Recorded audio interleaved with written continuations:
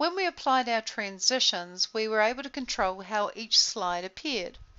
And when we applied our transitions, each slide advanced because we used mouse click as shown up here. Now I want to make each slide advance automatically after a certain time interval. So what I effectively need to do now is rehearse timings.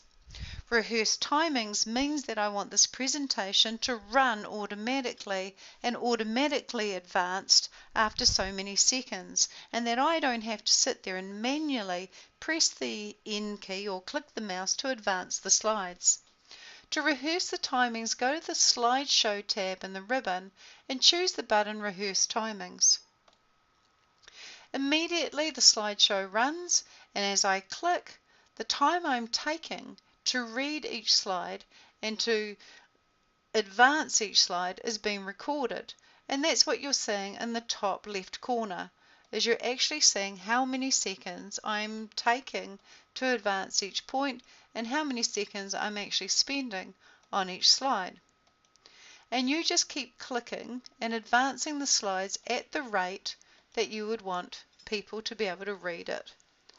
Now I'm going, of course, faster than you normally would go because I'm just demonstrating how we actually rehearse the timings and not making you sit for a long time and watch this video.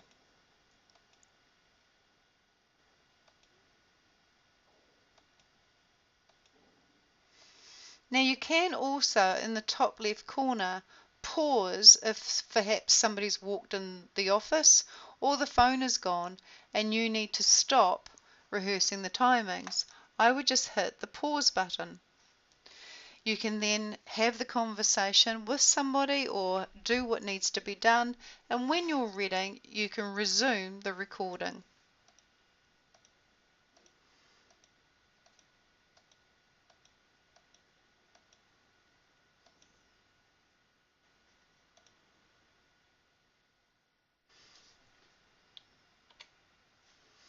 And yes. When that last message comes up, do you want to keep the timing? Say yes, and you'll be able to see the timings applied to each slide. In fact, if I go into the slide sorter view, which is the second button down here on the status bar, you'll actually see the times appear in the bottom right of each slide, so I can see how much time I spent on each slide. If I felt, for example, I didn't spend enough time on a certain slide, like this slide here, I spent 0 seconds, then I would go to the Transitions tab in my ribbon and I would change the after from 0.3 of a second to perhaps 5 seconds. And so then you can see 5 seconds is spent on here. So you would adjust your timings to a realistic number to allow people to clearly read what was on each slide.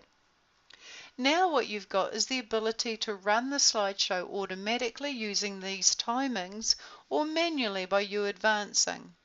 To do that, we go to Slideshow in the ribbon and we go Set Up Slideshow. Instead of advancing the slides manually by clicking your mouse or pressing the N key, you would say Use the timings. And you could tell it to loop continuously until escape. So I'll go OK. Having set up the slideshow, I would then run the slideshow from the beginning. And so it will now just start automatically advancing the slide animation and advancing the slides and their transitions without me touching anything. I'm literally not touching the mouse and I'm not touching the keyboard at the moment. It's just running automatically. So you have that option now because you rehearsed the timings. So I'll just press Escape and cancel the slideshow.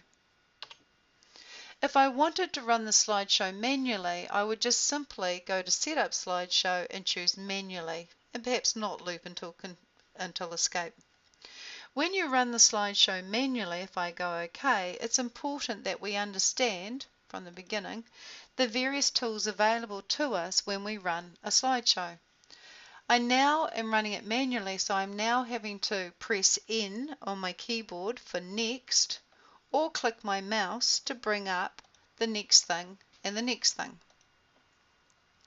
Now if somebody's just walked in the door and you've only just got started, you could go back to slide 1 or you could go to any slide just by typing 1 enter and that will take you back to slide 1. Or someone may ask you to go back to slide 7. So you go 7, enter, and you've gone back to slide 7. And from there you can hit next and repeat what was on that particular slide. If somebody wants to talk, then really you want to take the focus away from the presentation and allow them to have the floor. So as a sign of respect, we could press W and go to a white screen. When they're finished talking, we can press W again to unwhite the screen. Alternatively, you can press B to black the screen and B again to unblack the screen. So you can go to a specific slide, you can advance manually, you can go to a black screen or a white screen, you can even bring up a pen. If I go Control P, my mouse is now a red pen, and I can actually circle things and cross things out and tick things and really go for a draw on the screen.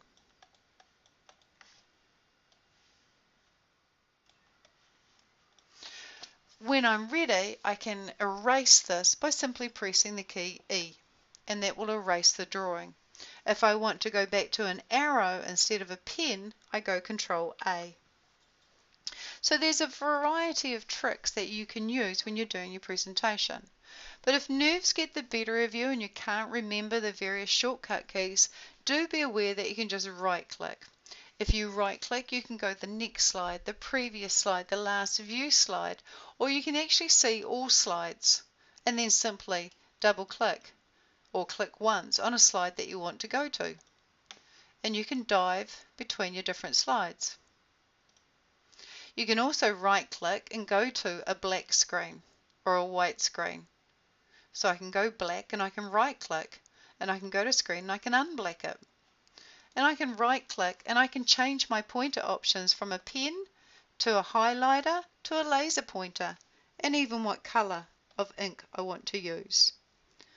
And I can end the show as well. So it's quite easy to use the right-click method if you can't remember the shortcut keys. But the shortcut keys, when well executed, look very, very professional. And I'm going to press the escape key. Now the other thing that you have up here on the slideshow tab in the ribbon is use presenter view. If you do have your computer, laptop or computer, connected to another screen, whether that be a TV screen on a wall or whether that be a projector, when you run the slideshow, you can use presenter view. I can't demonstrate this because I've only got one screen on video. But presenter view will allow you to show your presentation or slideshow on the projector or TV, but on your actual computer, you'll see the slideshow, plus you'll see the next slide coming up, so you've got a little bit of a heads up as to what's coming up next, plus you'll see your speaker notes, so it'll remind you what you need to be talking about, plus you'll have all the tools that we were just looking at as far as right click and the shortcut keys. So presenter view is a very, very good option.